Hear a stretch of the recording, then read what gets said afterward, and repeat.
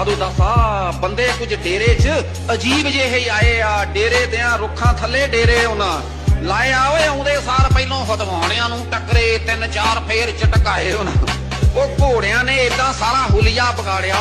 ਘੋੜਿਆਂ ਨੇ ਕਹਿੰਦਾ ਡੇਰੇ ਦਾ ਏਦਾਂ ਹੁਲੀਆ ਵਿਗਾੜਿਆ, ਲੰਕਾ ਨੂੰ ਜਿਵੇਂ ਹਨੂਮਾਨ ਨੇ ਉਜਾੜਿਆ।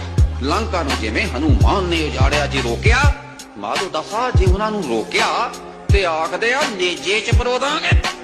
ਜੇ ਰੋਕਿਆ ਤੇ ਆਖਦੇ ਆ ਕੋ ਨੇਜੇ 'ਚ ਪਰੋ ਦਾਂਗੇ। ਮੋਟੇ ਮੋਟੇ ਢਿੱਡਾਂ ਵਿੱਚ ਪਰਸ਼ੇ, ਉਹ ਲੂਣ ਤੇਲ ਆਟਾ ਦੁੱਧ ਸਾਰਾ ਹੀ ਖਾਈ ਜਾਂਦੇ ਆ, ਨਾਲੇ ਉਹ ਜਕਾਰੇ ਤੇ ਜਕਾਰਾ ਲਾਈ ਜਾਂਦੇ ਆ।